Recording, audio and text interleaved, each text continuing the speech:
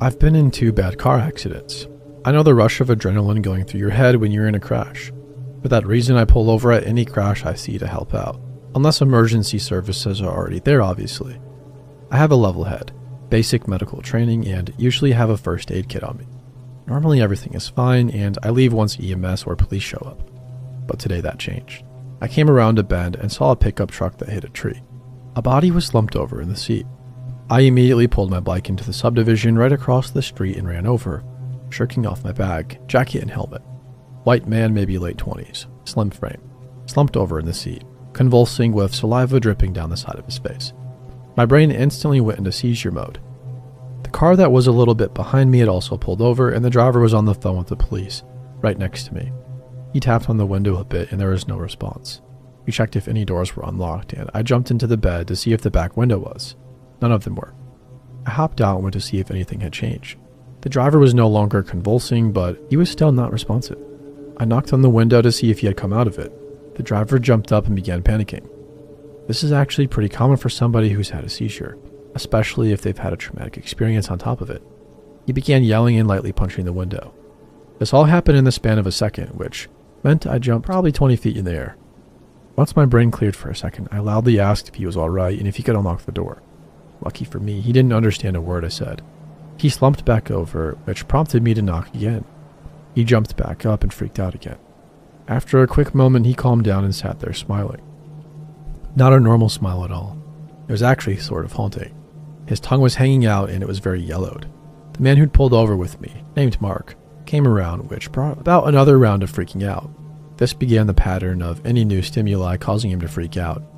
A third person pulled over and came to check in.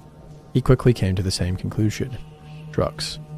Our driver was now in a relaxed state again until the sirens started. The third person, I never caught his name unfortunately, and I began directing traffic while Mark kept an eye on the driver, relaying everything to 911. I had moved my jacket, helmet, and bag over to near my bike, just in case he decided to start driving again. About a minute later, after we first heard the sirens, the fire truck, ambulance, and sheriff all pulled up. Fire truck blocked traffic from one end, and after briefly talking to the cop, Mark went to start turning cars around from the other direction.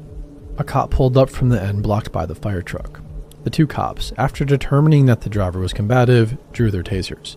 A firefighter used a pick to break open the driver's side rear window. After the first hit, the driver began to claw at the back window. Once it had been pulled out, the cops began yelling at him to open the door. Par for the course, the driver didn't understand a word. They decided to smash the front window as well. After the first hit, they didn't have to do much as the driver began hitting back. He punched the window out entirely and the cops yelled some more. The driver was yelling and punching still, so the first cop tased him. If we hadn't heard the crackling, we probably wouldn't have known he was tased. He was still punching. The second cop tased him. Still nothing. First cop again, second cop again. And as the first cop tased again, making probably the 5th time, the second cop opened the door. The driver began kicking and punching while getting dragged out of the car. The cops attempted to hold him down, but drugs are a hell of a drug. The largest of the firefighters joined in holding him down. Around this time, 6 more cop cars flew up. They all ran over to assist. After here it gets boring. Mark and I had to stick around to be interviewed by the highway patrol officer who would be investigating the wreck.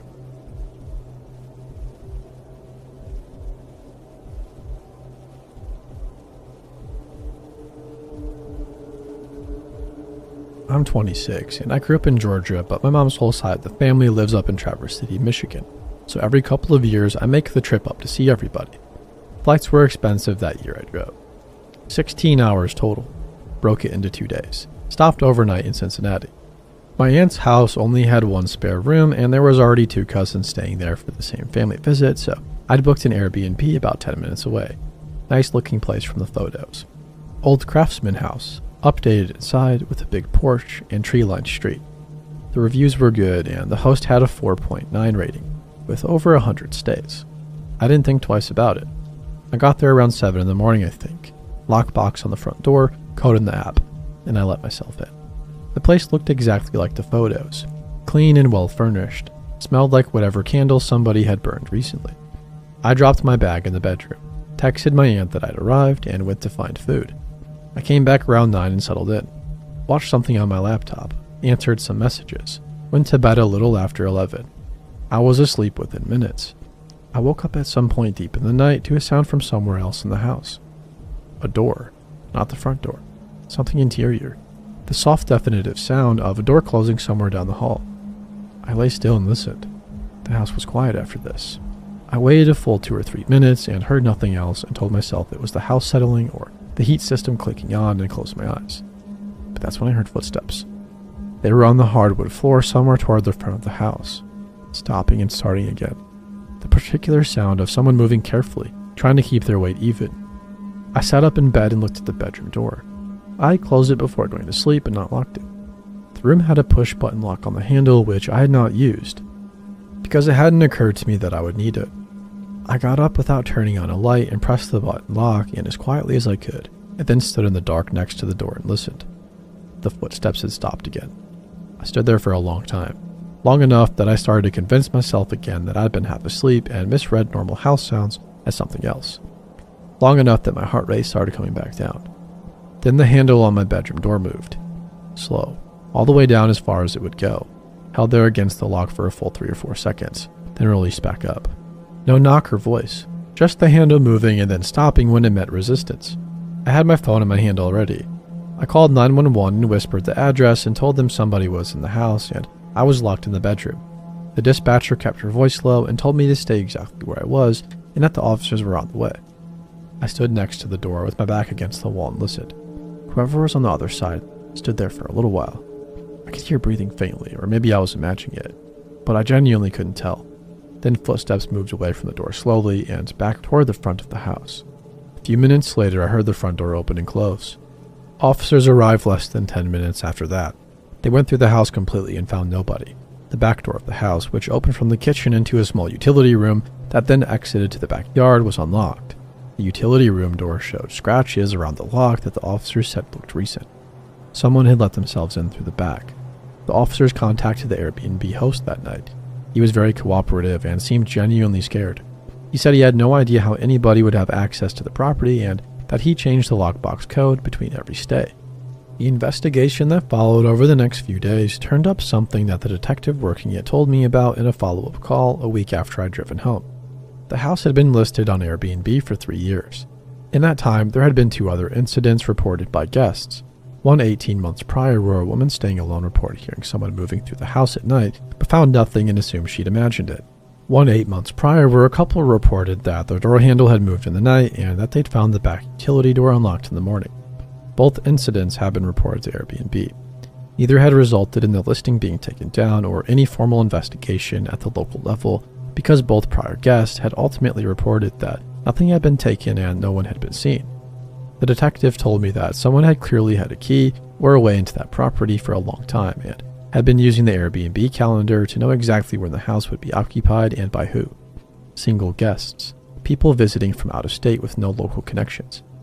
People who were less likely to know the area, and nobody who would be immediately missed if something went wrong.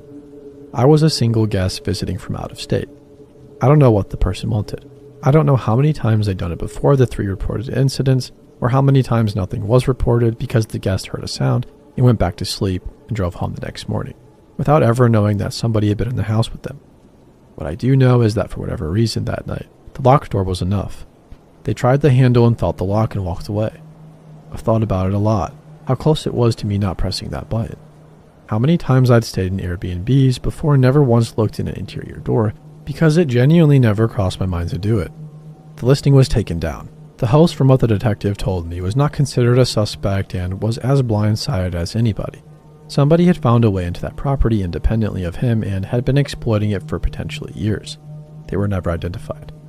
I do use Airbnb still occasionally because I travel enough that avoiding it isn't entirely realistic. But I sleep with the bedroom door locked every single time now. Push button, deadbolt chain, whatever the room has, I use all of it. And I check the back door before I go to bed, every time without fail. Test every lock, every handle, and every window in reach. My aunt asked me the following Christmas why'd I booked a hotel instead of an Airbnb for that trip, and I told her that the hotel points were stacking up and I wanted to use them. I didn't tell her the real reason. She worries enough already, and there was nothing she could have done about it anyway. I just know that the next time I'm in a strange house in a city I don't know, I'm going to press every lock I can find before I close my eyes. And I'm going to sleep a lot lighter than I used to.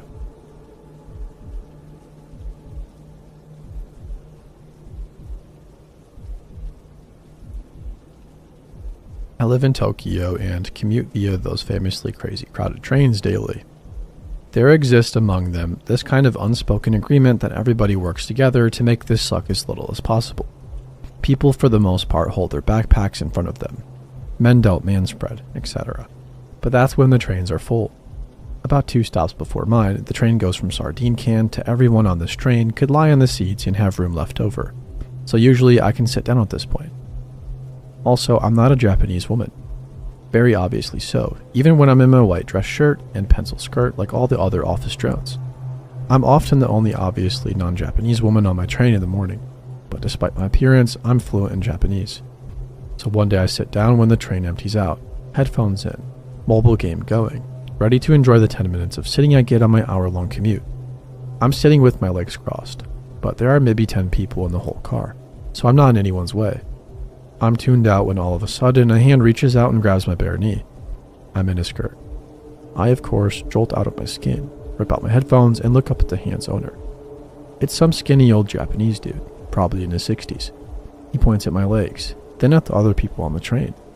Again, a max of 10 in a car that can hold 50 plus easily and probably held about 80 10 minutes ago. In slightly broken English, he says, "You must not cross legs." I'm so bewildered by this, I start to tell him in Japanese. The train isn't crowded right now. I'm not in anybody's way. But he doesn't like that answer. He starts to reach for my legs again, presumably to uncross my legs himself. I, liking even less of this, summoned up my loudest non-scream. "Don't touch me." And thankfully, this is enough to get him to stop that, as another thing you don't do on trains here is make a fuss. Sadly though, yet another thing you don't do here is get involved. So despite a woman all but screaming, "Don't touch me," it's some foreign woman causing trouble. It's best to not get involved, etc. So nobody comes over. So while I've made it clear that I will not stand for physical confrontation, this old dude still feels comfortable enough to stand directly in front of me, nearly knee to knee, looming over me while he repeats endlessly, "You must." He did this for at least 5 minutes. I didn't move a muscle. I didn't blink or break eye contact. I started plans B through P of how to get off this train at the next stop. Thankfully, he gave up before the next stop, shaking his head and calling me a rude bitch in Japanese, before wandering off. Still take the same train, but haven't seen him since.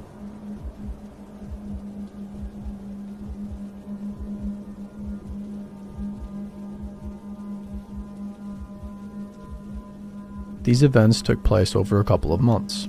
It still haunts me to this day and is a lot of the reason why I am the way I am. I have 5 siblings, 6 of us total. When this happened, my oldest brother was 14, so I would have been 3 at the time, given we are 11 years apart. I'm the baby of the family. This happened at a very fragile time in my parents' marriage. My dad definitely wasn't the best father and had cheated on my mom a number of times. For the record, I've asked my siblings to write this since they were older, but nobody has, so I'll recount it to the best of my ability. There is so much more that happened, but I will talk about 3 occurrences that stuck with me. I was eating something with my sister, watching TV with her at night, and the rest of my siblings. My parents weren't home. We only had 1 car at the time, and my mom had to go pick my dad up and leave us at home sometimes. I remember going into the kitchen to throw something away with my sister. We had a big window in the kitchen, and the garbage was right beside it. My sister screamed, and we both noticed a man's face pressed up against the glass, looking at us with a flashlight and smiling. We both ran in the other room to tell the rest of my siblings. We all quickly stopped watching TV and stayed together upstairs. My mother soon got home and we told her what happened. She flipped out, called the cops, and also told my neighbors to keep an eye out. This happened a number of times and turned out to be multiple men. They always seemed to get away right before the cops got to us, or right before my mom got home. I remember her cutting down the bushes in front of our house because these men would hide in them. I also remember them breaking one of the windows in our kitchen at one point. On a separate night, I remember being alone with my 1 brother and 1 sister closest in age to me. They would have been about 4 and 6. I don't know why we were alone, but I remember it distinctly. The men came back and were pounding on our front door and throwing things at our windows. All 3 of us ran into my parents' room upstairs and locked the door. I remember crying with my sister and my brother, telling us not to cry, that we could pretend to be other people, like brave people, so that we wouldn't be scared anymore. It definitely worked, and my parents got home soon after. We were literally on lockdown at this point, and I was terrified of everybody. My brother tells me one night the phone rang when my mom had left to get my dad, and he answered. And it was one of the men, and he laughed and said, "You people are so stupid," and hung up. One of the last nights that this went on, I remember being in bed and my sister waking me up and taking me with her to the landing of our stairs. Our stairs faced our front door, and my brother was sitting on the landing pointing a shotgun at the front door, and all of my siblings were huddled beside him. I didn't really know what was happening or even really what a gun was, but I knew whatever was happening was really bad. I sat down next to my siblings and nobody talked. I remember having a stupid T-Rex toy I was playing with. It was as if time had stood still. But then there it was. The men are banging on the front door and yelling things outside. I don't know why or if the men had done it, but our front door was unlocked. It felt like forever when finally my brother spoke and all he said was "come in," while pointing the shotgun. All the sounds stopped and we waited, but nobody came through that door. My parents got home soon after, and my dad actually caught one of them and beat the living shit out of the guy. The cops came soon after all of this and told us they had news. Apparently, our phone lines were being tapped. That's how the guys always knew when we were alone at the house. I don't know if the cops knew or charged any of these men with anything. My mom doesn't like talking about it because she's a different person than she was 20 years ago. Now that I'm older, I realize we never should have been left alone at that time. Period. But my mom was not well. She was madly in love with my dad and was obsessed with making sure he wasn't cheating. A lot of the time that this was going on, she wasn't picking him up. She was watching him at work and making sure he wasn't cheating, all while leaving the 6 of us alone to fend for ourselves. I realize how insanely selfish this is, but I've forgiven my mom for it. She is still with my dad, and I'm working on a better relationship with both of them. Looking back, it doesn't even feel real. After all, we found out all of this happened from a psycho that my dad cheated with who got her loser middle-aged guy friends to terrorize a bunch of children. For the record, I found this woman and sent her the nastiest message a few years ago when I turned 19. This stuff keeps me up at night. I'm hyper alert to sounds and am extremely paranoid at night, especially when I'm alone. These pieces of crap impacted my life in such a way that they'll never know. But through it, all my siblings have remained so close, and my brother is super badass for stepping up and caring for us the way he did. He still tries to this day to be our protector, though we've all grown up. And I now realize what's important is that none of us were hurt because it could have gone so terribly wrong in so many ways. I wonder if that guy would have come in. And I also wonder what these loser guys are doing now that they're in their 50s. Regardless, I hope I never see them again because I may just kill them myself.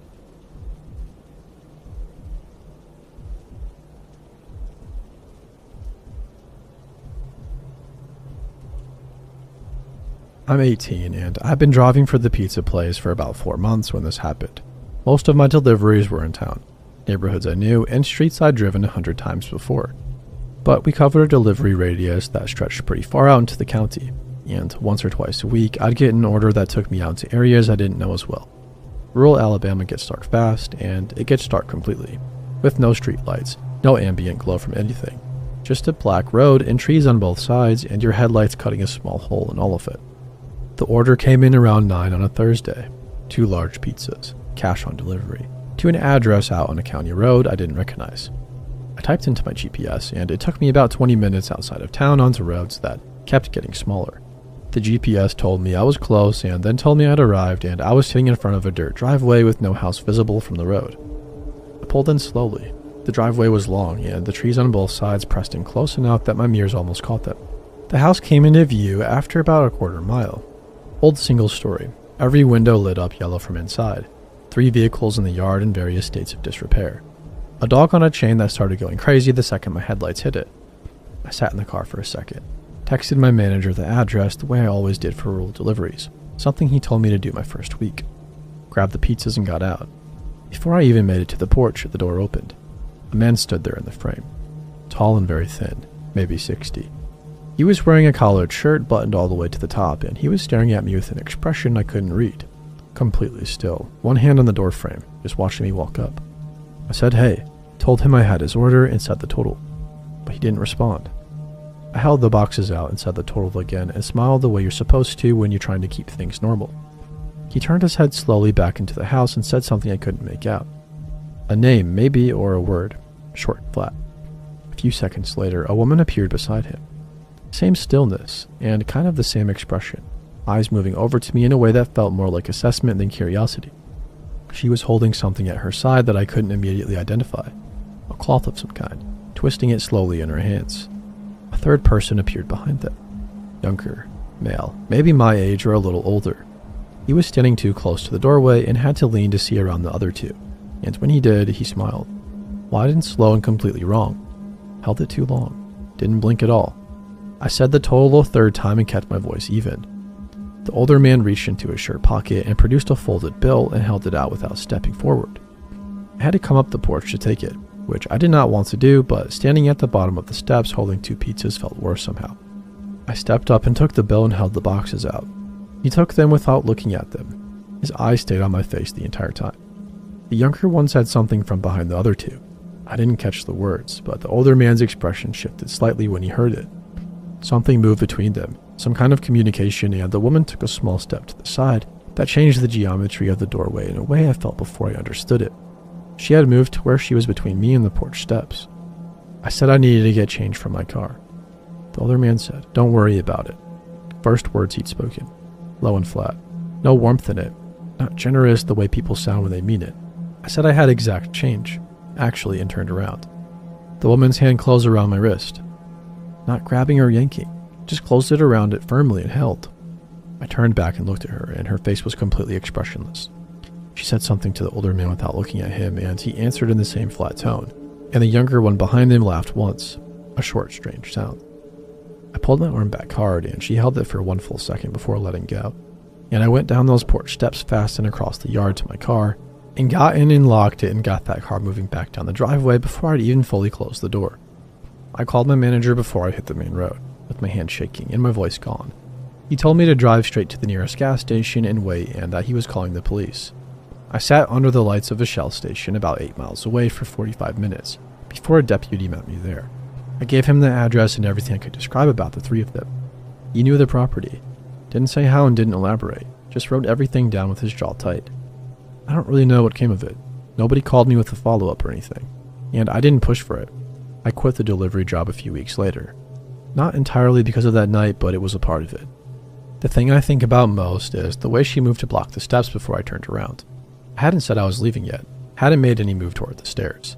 She shifted position before I gave any indication I was about to go, like she already knew what was coming next, like they'd done this before and knew exactly which part came when.